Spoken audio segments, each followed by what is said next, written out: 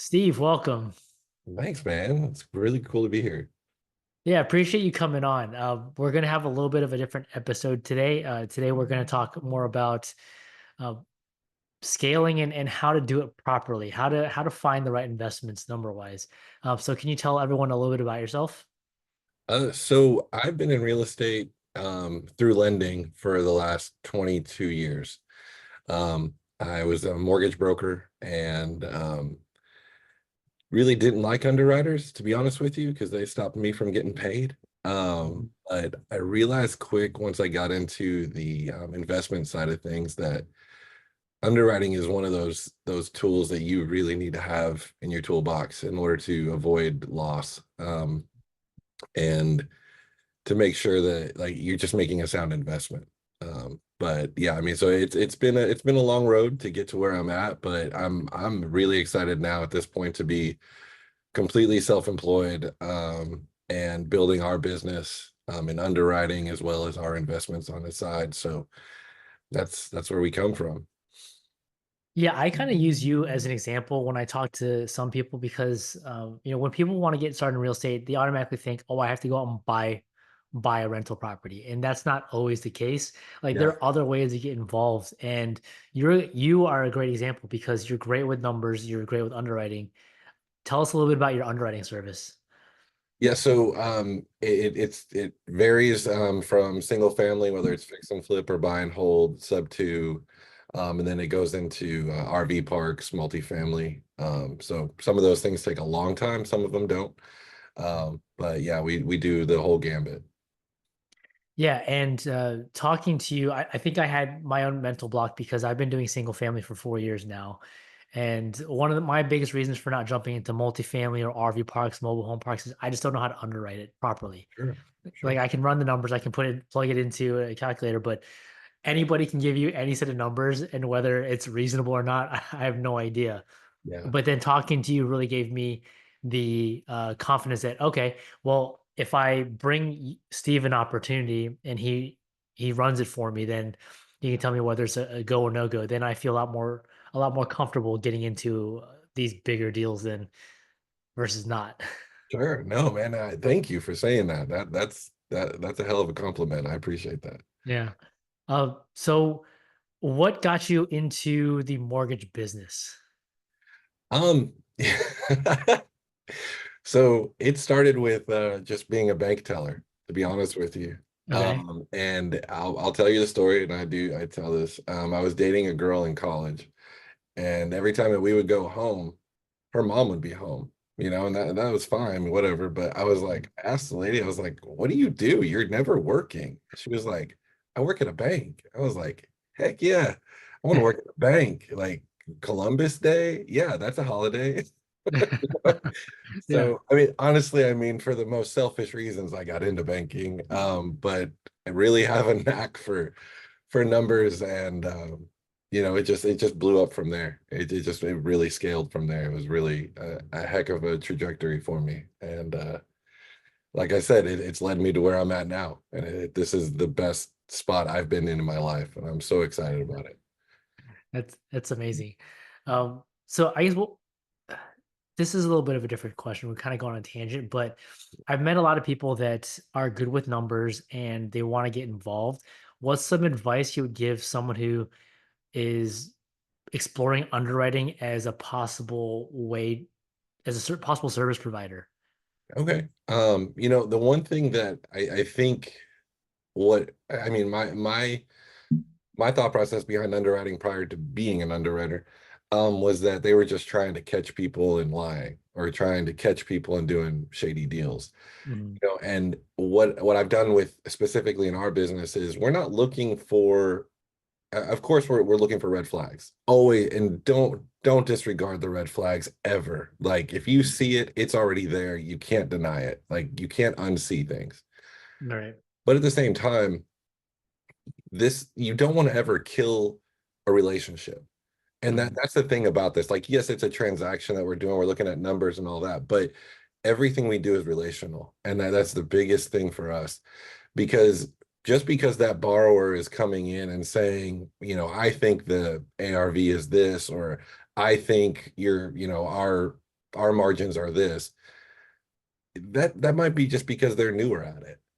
And if you just like start with just being rude or like, you're just trying to steal my people's money and blah, blah, blah. No, like at that point, just educate. If you're just educating, you're helping people on both sides of the deal. Mhm. You're absolutely doing that. And if you can help that and build that borrower up to where they could get to the point where they are actually producing a good product as far as like their pitch deck or anything like that. And obviously the numbers match the pitch deck, then you're also helping the lenders actually get a good deal. So everybody starts making money at that point. So basically, you're approaching underwriting as a different way. You're just trying to uh, see who's, well, I guess underwriters in general, not you in particular, but you say underwriters in particular are looking for ways to poke holes in the deal. Is that what it is? I don't want to say, not everybody, but I Mm, think initially, and I'll speak for myself only, but like initially, that's what I was looking for. I was like, once I would find something, I would not only poke holes in it, but then I would like kind of like rip into it, and be like, oh, right. wait a minute, there's no way this is a deal because of this. And I'm so smart because I figured it out. Well, okay, that worked for one deal. And Uh-huh. after that, I realized real quick that I was like, just shooting people down that's so like that's just not the way to do business. Right. So like when I educate or like when I send a report to whether it's a borrower, excuse me, yeah, the lender, um, I'm as nice about it, I guess, for lack of a better term. I'm as Yeah. nice as I can be. But Mhm. I do point out if there's any specific problems or concerns, and those need to be addressed to the borrower. Yeah. So, if the borrower can answer the questions, that's great. Which actually leads me to another thing. So if you're going to get into underwriting, once you find that first deal or first problem, that first red flag, Mhm. that's not the only thing you need to do. Because what underwriters tend to do is they find that one thing, they send an email to the lender and they're like, nope, this isn't a deal because of this. Well, then the borrower has an answer for it. And now you just like now you're going back to work. So the way that Mhm. we do it is we'll underwrite the whole thing Mhm. and we'll look for obviously look out for red flags, of course, but at the same time, it's this is what we found. These are the numbers that we found. This is the whole deal. Whether we think it's a deal or not really doesn't matter. Based on what we found, how do you feel as a lender? Do you want to move forward? Now, if they answer all the questions that were red flags, and we'll call them orange flags because they're not necessarily like red flags, you stop, right? Mhm. So let's call them orange flags. At that point, we give it up to the lender. They want to move forward. They want to talk to the borrower. That's fine. We'll talk to the borrower if the lender's okay with that. That's just the preference for different people. So, what are some examples of red flags? Um, that's great. Um, LLCs. When people send LLCs and they're not on the LLCs, that is probably the easiest example of a red flag. Right. Um, it's crazy. So I'll give you an example. So I had somebody come to me and it was a referral from somebody and there was this house in Houston and the guy was looking to get money to start or not start but like buy another truck for his trucking company. Mhm. So it's not just we're doing business. I mean, you can call it business underwriting as well, Yeah. but ultimately it's just underwriting for lenders, right? But the guy was going to pull money out of the house that he said he owned, and this was his LLC. Here's his ID, and I have everything that he presented. Well, first off, like the ARV was way off. Like there's no way that it was worth the value, and that's usually a good sign, but that's usually an orange flag. This guy Mhm. specifically was not on the LLC. He was also not an owner on the property that he was trying to put up for collateral. The collateral was in probate, and they had trustees, and he had no rights to list that property for to use it for collateral. Yeah. Um, and it was funny because I told the lender that, and he was like, "Oh, absolutely not! Like that was that was a definitive red flag. Like he didn't even own the property to, have Yeah. collateral. Like 3 months later, the exact same property comes across my desk. And this was a new gator. And that's the thing. Like these new lenders, God bless them, man. That money is burning a hole in their pockets. I Mhm. and they get so excited and over. And I know what Pace says about deals, but like you just gotta stop being so excited. Like just look Yeah. at the numbers. So Yeah. I specifically was like, oh no, I know this is a deal, blah blah blah. And I was like, I looked at the property, like I said, it was like 2 months later. Mhm. I remember that property. Like I remember like really the Redfin page. I was like, I remember this property, but I don't remember why. So I Mhm. just went into my email and Googled Google searched the address, and I was like, here it is. And I had my whole report already written up. And I just sent it to that guy. Yeah. And he even still was pushing back. He's like, well, this guy says that it's through probate and it's all there. I'm like, I've checked the county files. He's still not an owner.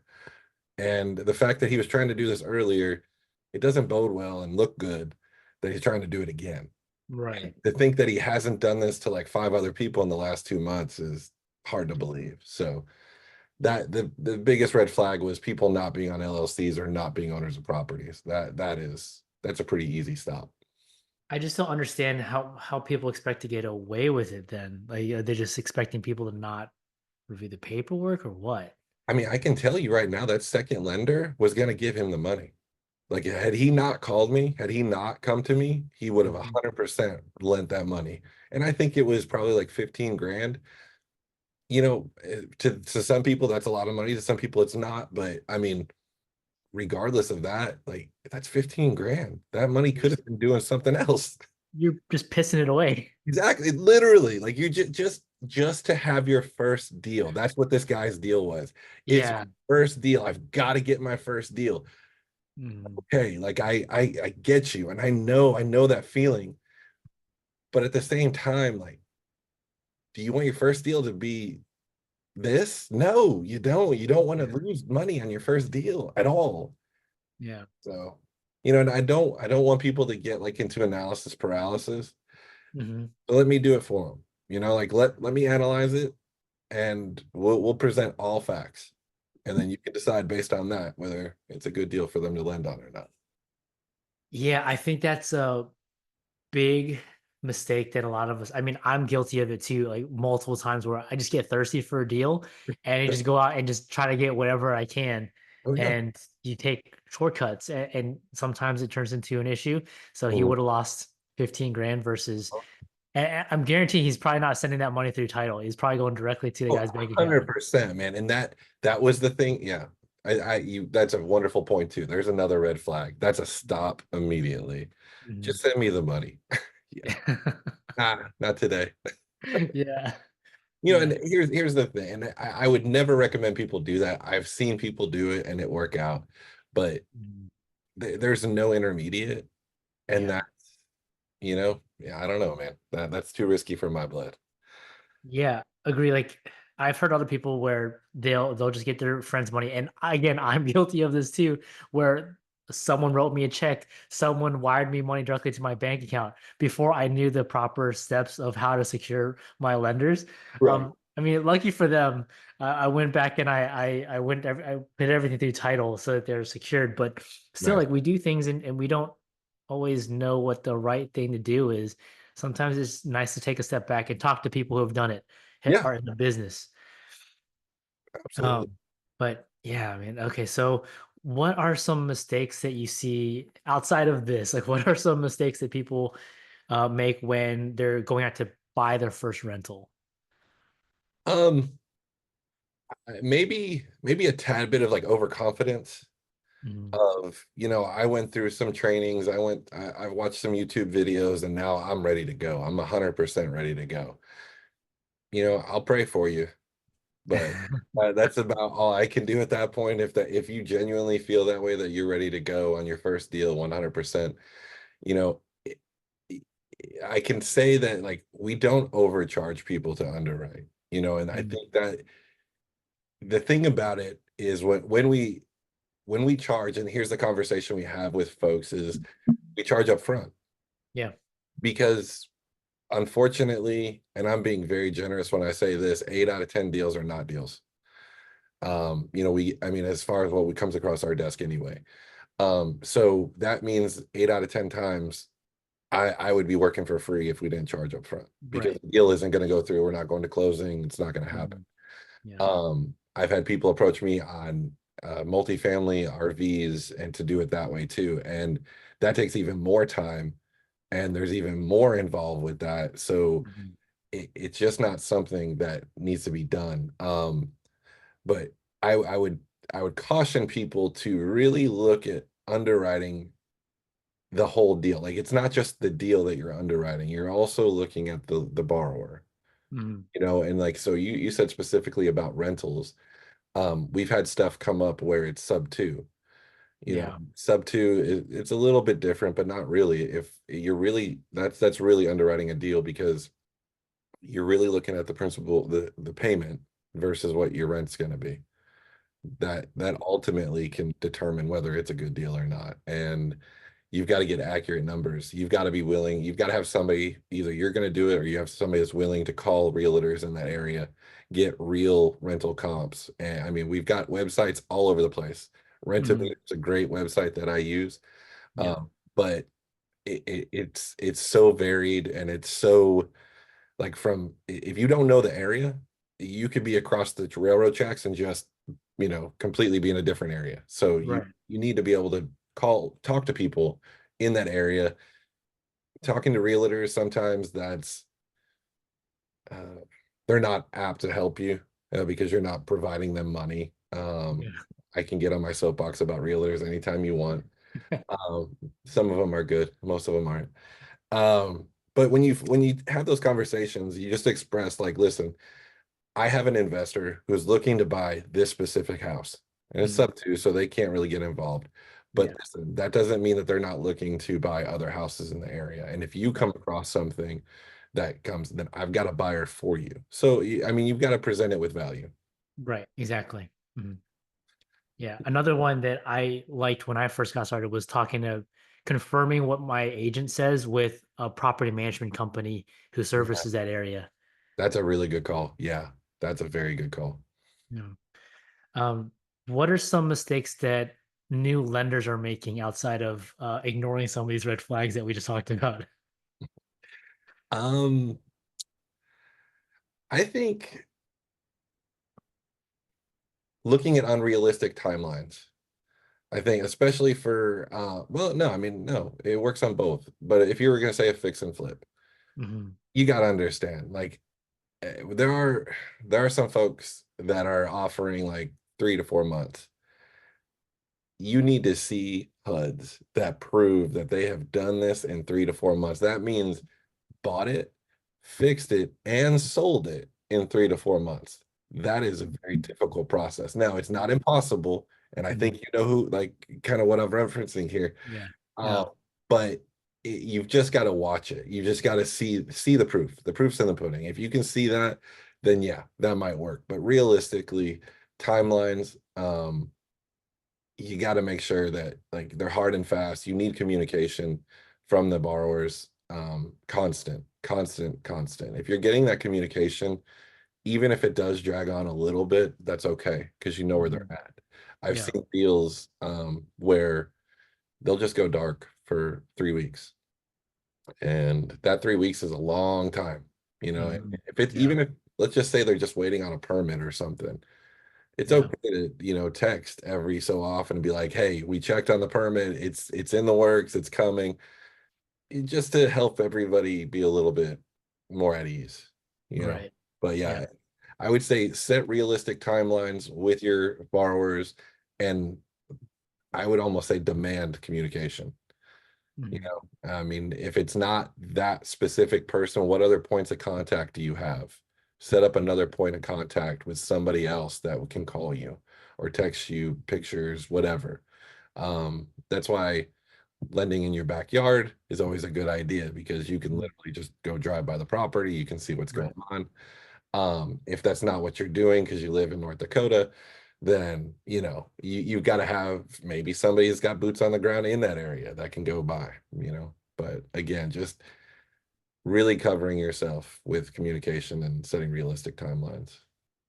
Yeah, that was one of the things that I didn't put into any type of agreement when I first got started. But after seeing all the things that have been happening, is it reasonable for you to put in some type of communication requirement where if I reach out to you, I expect a response within 24 hours? Like, is that reasonable to do? I think that's completely reasonable. Here's the one thing that I will tell lenders: you are the bank. You're Mhm. the bank. You're the money man. You Yeah. have the power. You have what they want. If they want to obtain what you have, they have to agree to your terms. And I Yeah. think especially new folks coming into it are so excited about having a deal that they don't look at it that way. They look at it as, oh, I'm just getting a deal and I've got this 5 grand or whatever it is, and Yeah. I'm gonna just put it in there. Well, that's great, but you're a business. You're not just this isn't a hobby, and that's the difference right there is treat it like a business. Have your documentation ready to go. Have your processes, including your communication processes, in place to make sure that you are constantly in communication with them. And if they start dropping off, then you've got to think about what can I do to, what else can I do? What other options do I have? And you need to be ready for that. Yeah. For sure. Yeah, absolutely. I mean, that was something that I had to go through as well. Like, the borrowers don't set the terms. I get to set the terms because this is what I feel comfortable with. And yeah, I mean, it's always tough when you're new because you're always like, oh yeah, I'm like don't really know what to expect or what to do. But yeah, set the terms. Like if these are the terms that you want Mhm. and you need, then do it. And don't be afraid to turn borrowers away. We've turned so many borrowers Yeah. away for so many different things. Yeah. And so yeah. But that's it, man. I think you just hit the nail on the head right there. Don't be afraid to say no. Mhm. Okay. You're not obligated. You're not obligated by any stretch of the imagination. And it doesn't make you a bad person by saying no, or like take your feelings out of it. That Yeah. I guess like that would be a really key element too, is take your Mhm. that's why hiring an underwriter, I don't have emotions about your deal. I don't like even people who have constantly come to me, and I've built relationships with them. Mhm. There's some folks that like they've sent quite a few and like quite a few didn't work out. um and at some point you're like, damn, I want them to get a deal. I want them to have a deal because they're so excited. Yeah. But at the same time, I'm not doing that. I'm not helping them. I'm not being a good steward of their money by just saying yes because they want a deal so bad. Right. Yeah. I can't, and it would completely like discount our integrity as underwriters if I started doing that. No, that doesn't fly with me. Yeah, one of your clients kept asking me saying, "I sent all these deals and none of them are passing." I said, "That's great. You don't want to be involved in those deals."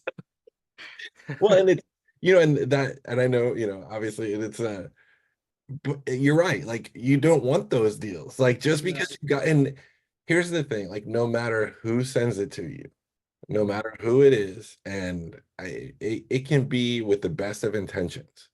Please Mhm. don't get me wrong here. Like I'm not saying there's vindictive people just trying to make you lose your money, Yeah. but there are people that have been in these different communities for a very long time and they're connecting deals and they're not necessarily underwriting them. They're not. And they know somebody with money, they know somebody that needs money, and they know that Yeah. they can make some money in the meantime by connecting those two people. Yeah. Now, a really good connector, in my opinion, would be an underwriter as well. I think if you're going to be a connector, you need to be an underwriter. And if you're underwriting it and you can present your findings, then that might be a good deal. But just because there's somebody that's been around for a long time and says this is a good deal, doesn't make Yeah. it a good deal at all. Yeah, that's something that I realize as well because I can do underwriting, but I'm definitely not it's not something I enjoy doing. Sure. But that's like a responsibility of a connector is they have to go out, they have to vet the deal as if it was their own money. If they're Mhm. not doing that, then they're doing anybody they're working with a disservice. completely.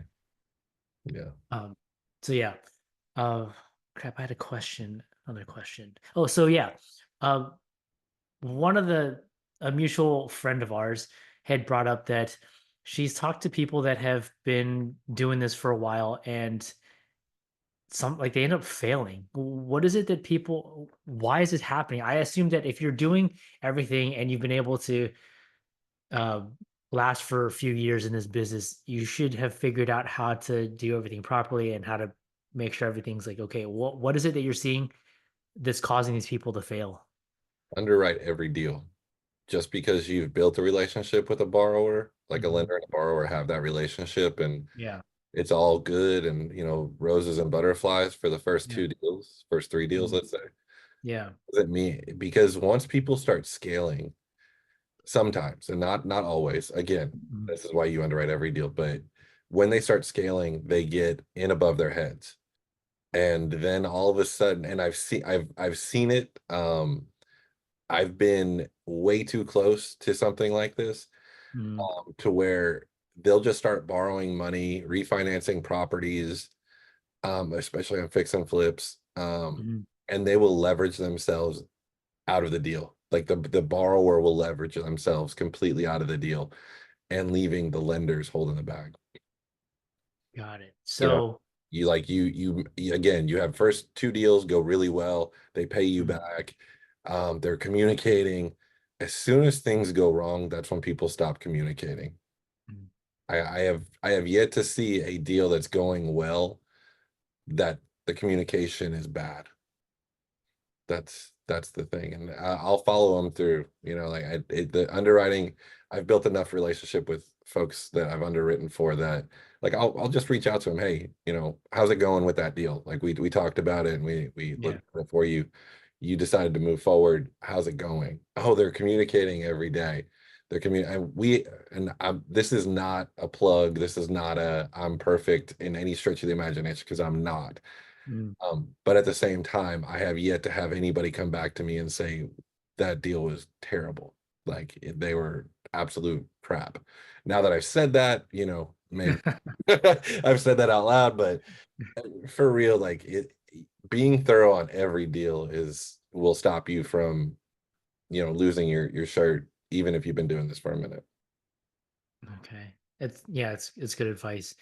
I have a question for you now because I have a bunch of properties and you've seen one of them, Mhm. right? They all have equity. Yeah, And so my thought is there's a second position DSCR lender who's willing to come in and give us a 30-year note to pull that money out, which is yeah, pretty crazy to me. that is nuts. So Yeah, that's I good. am my thought is the smart move to do is take that money out and then go and reinvest it. But at the same time, like I'm worried about over leveraging. So Hmm. what kind of things should I look out for? Is it first of all, is it even a smart move to do that? If I know that I can beat if I know I can reinvest and make more money, Right. is that a smart move? I mean that's it's not as yes, it's a smart move to answer simply, but Mhm. at the same time, leaving yourself enough to not over leverage. So meaning like your LTV, loan to value, Mhm. right? Yeah. So I'm assuming I absolutely want to talk to this lender. Like Mhm. you've got to connect with them because like Yeah. my mind is blown right now.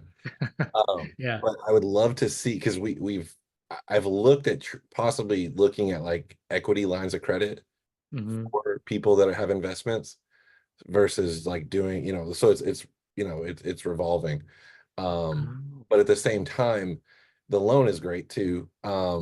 But your loan to value can't, I would assume they wouldn't give you more than like 75% loan to value. They're willing to go up to 85%.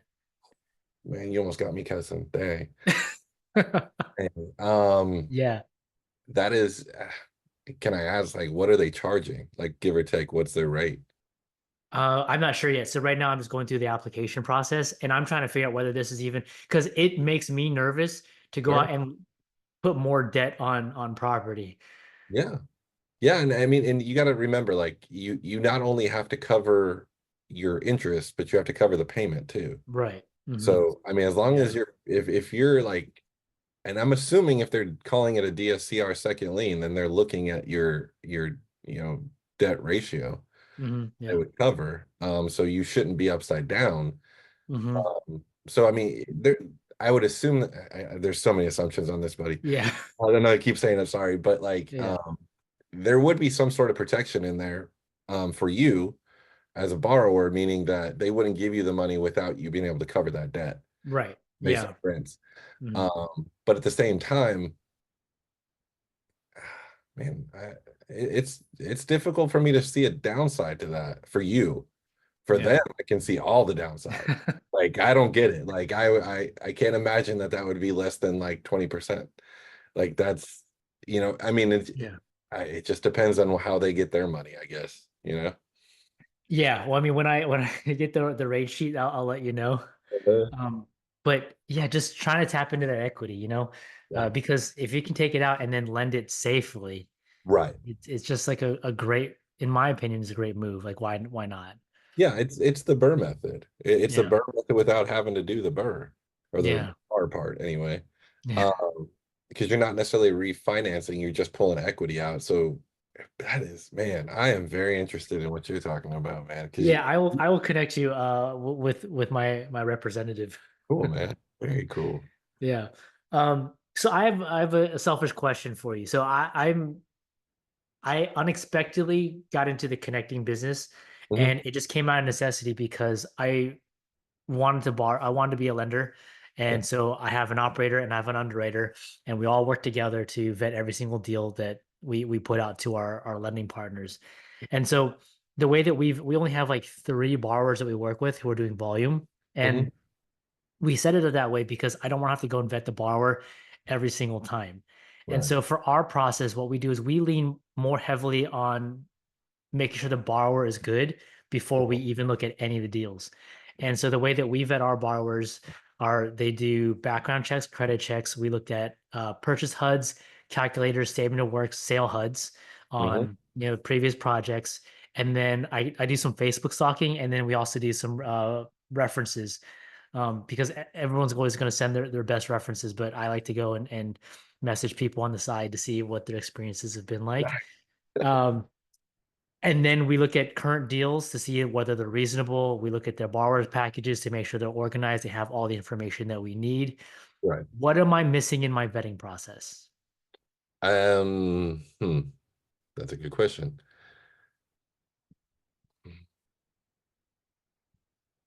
I don't see anything specifically that you're missing, especially on the borrower side. I mean that's very thorough. That's extraordinarily thorough. Um, Okay. if you're doing all of that and you have, again, it's all proof of concept, like trust but verify. Like Hmm. the only thing that I would say, and please don't take this personally, but like Sure. as a connector, like you have skin in the game, Hmm. Yeah. So, and not that you're this way, because I know you're not. Hmm. But I've seen other connectors who have said specifically, like, we have underwriters, we have this, we do this, and we do this, and they're very limited on what they do. So even though you as a connector and a good person would do that, Hmm. and again, you're going to build those relationships up with the lenders, and they'll do volume with you. They still need to do their own homework, like whether, and they don't necessarily have to hire me. That's not what I'm saying, but Hmm. they need to do that too. They have the onus is on the lender ultimately. The Yeah. underwriter and the connector can say whatever they want, genuinely. Hmm. And people with integrity like ourselves will tell you the truth, but you still have to check us. I encourage everybody, like, don't take, I mean, I'm telling you what I found. I've Hmm. given you the roadmap. Okay. I've given you like the steps, if you will. Yeah. If you want to get to the end, follow those steps, verify those steps, trust but verify. You can trust Hmm. me all day, but you've got to verify what I tell you. You know, Yeah. that's it. As far as like your, I think we're gonna have a talk after this because I'm very interested in how you're doing that. I love that, man, and I Yeah. love to see how efficiently you're doing that.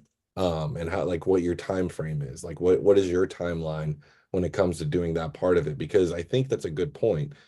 If the borrower is terrible, the deal doesn't matter, Yeah. and vice versa, I guess. Yeah. So It is honestly pretty slow. Okay, I think we made the decision to start lending in July. I don't think we got to our first deal until end of August. sure. And then, once we had our borrowers in place, it was just pretty much hit the ground running.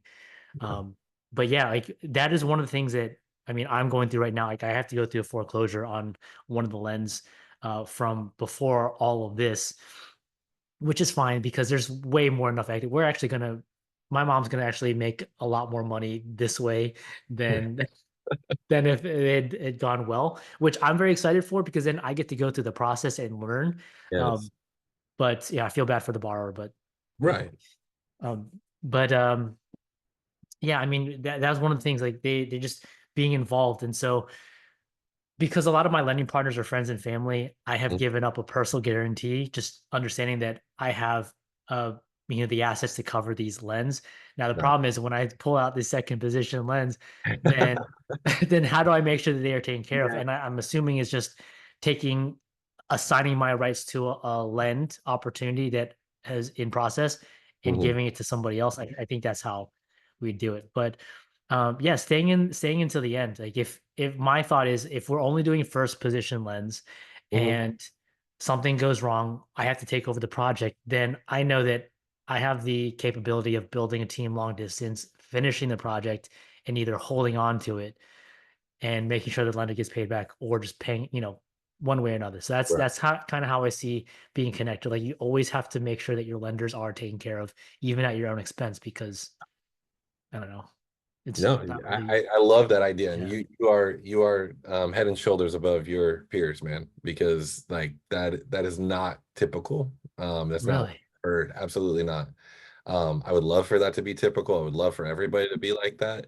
Um, Yeah. there are there are only honestly like maybe a handful of people that I can think off the top of my head that are doing what you're doing. So like Interesting. that is that's something I think you need to absolutely make sure people know when Okay. between your lenders or amongst your lenders, Yeah. because that there are a lot of people who, on like I said earlier, man, even with the stuff that's happened in different communities, they're still connecting just by throwing it at the wall and hoping it sticks. Which is insane to me because this is like people's, They're you their know, yeah, retirement, their bills, yeah, light bills. I mean, this isn't like some, mega corporation bank that's giving you hundreds of right. thousands of dollars for 30 years and then they get to sell the note to Fannie Mae, right? So they don't even Yeah, care anymore.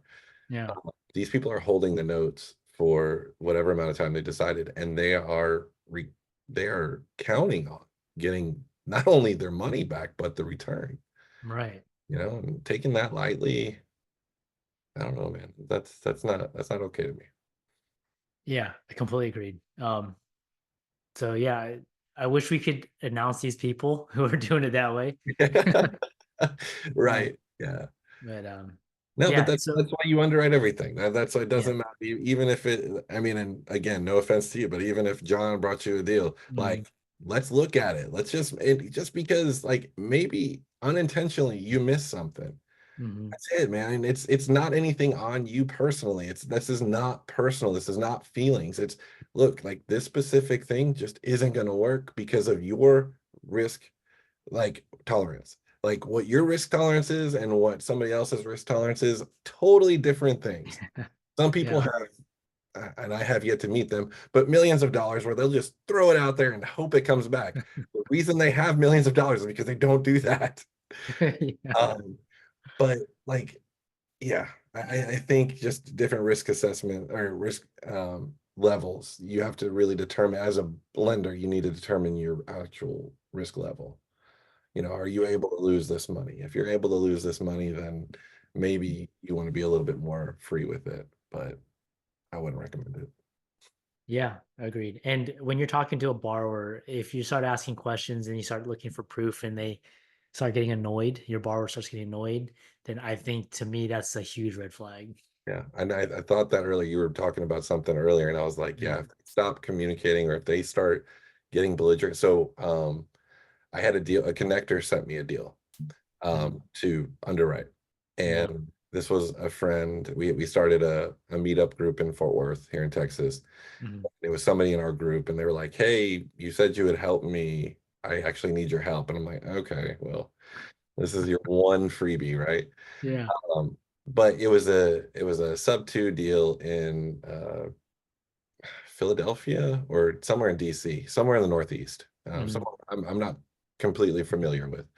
Yeah. And the guy, like, I made the mistake of giving them like the initial red flag and was like, nope, like this is just no, absolutely Mhm. not. As a connector, I Yeah. would not tell you to connect this deal. Mhm. And then of course the borrower came back and said, but this, and this. I'm like, and at that point, because I was trying to get out of it without having to do a whole underwrite. It's on me. Yeah. It's on me, 100% on me. So I was like, screw it. So I sat there for like 2.5 hours, like just digging in. And Mhm. so like I came up with this laundry list of things. And it wasn't to shut him down, but it was to explain to the connector that if you connect this deal and somebody lends on it, you're gonna look bad. You're Mhm. gonna look really bad. When we got the email back from him, and thank God it was just an email because it was all in caps. And like she had said, I'm not going to be able to connect this deal at this time, but please reach out to me if you have any future dealing. And he was every expletive you can imagine. There's no way I'm ever going to deal with you again. I can't tell you what that process was like, blah, blah, blah. I'm like, not only have you never gone, like, this was his first deal. This Mhm. was the borrower's first deal. He had Yeah. never gone through an underwrite before. He had never gone through any processes before. He was trying to ride his sister's coattails because she was doing some stuff. And I guess it's like genetic that he would automatically be able to do this, right? Yeah. But I mean, it was almost a full page email of just yelling about how over the top we were asking questions. And I was like, as a borrower, you have very little risk. Yeah. I mean, like if you have an LLC, you have very little risk. Mhm. Yeah, people could come after you and get foreclosed on, but I've seen people just walk away from properties and not even care. I mean, literally, like no remorse, no communication. I think if we can hit anything home on this podcast, if they're communicating to you or when they are communicating to you, they're belligerent, there's a problem. There's a Yeah. significant problem. You need to nip it in the bud.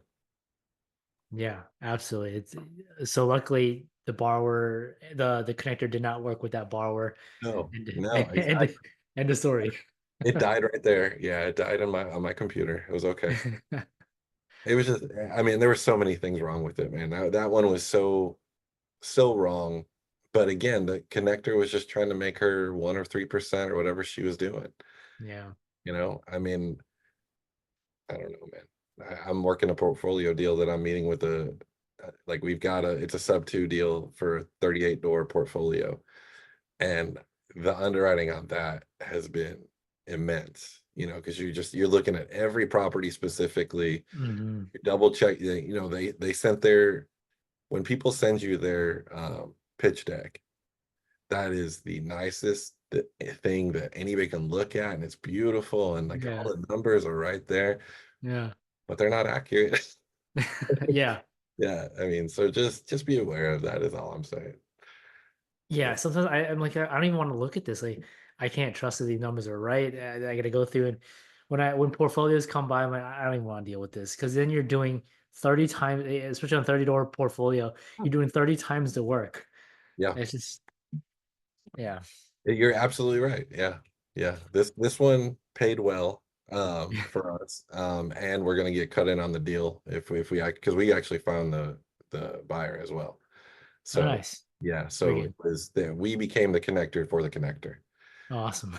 It's pretty neat. Yeah. But yeah, it was, yeah. So it'll be lucrative if we can get the seller to go with it. Yeah. So it's like the possibilities of just being involved in looking at the deal, like if you can add more value, you Mhm. just you get more value from the deal. Yeah, I think that's very well said, man, because yeah, the more value everything that you put out there is going to come back to you. It might Mhm. take a minute and you might get really frustrated, trust me. Yeah. Yeah, Yeah. I promise you. But Mhm. at the same time, it's going to come back. And when it does, it's going to come back bigger than you gave. Oh yeah, Yeah. absolutely. Cool. Well, Steve, thank you so much for coming on and sharing all of your knowledge and your red flags. Do you have any parting words? Just, I mean, just approach your deals with caution. Okay. Preparation and professionalism. Remember, you're the bank. Mhm. As long as you act, remember any loan that you've ever received from a bank and how that felt, be that bank. And I know what that sounds like. I know, like, because it's not, if you've ever gotten a conventional more, if you've ever received a conventional, I mean, at Yeah, some point, like, they're asking for your firstborn, in a, yeah, and I get that, but I guess as a lender, as a borrower, as a connector, setting all expectations up front as far as as long as well as possible, and then just making sure that you're acting like the bank. That's it. yeah. Hire an Like underwriter. 100%. Just Yeah. hire an underwriter. Yeah, exactly. Well, Steve, thank you so much for coming on. What we'll do is I will get your uh, s- Instagram, Facebook. We'll put it in the description. If you have a website, we'll put that in there as well, so Yeah, people can reach out to you, ask questions, connect with you, work with you. awesome. Um, yeah, man. Thank you so much for coming on. Yeah, anytime, man. I love it. All right.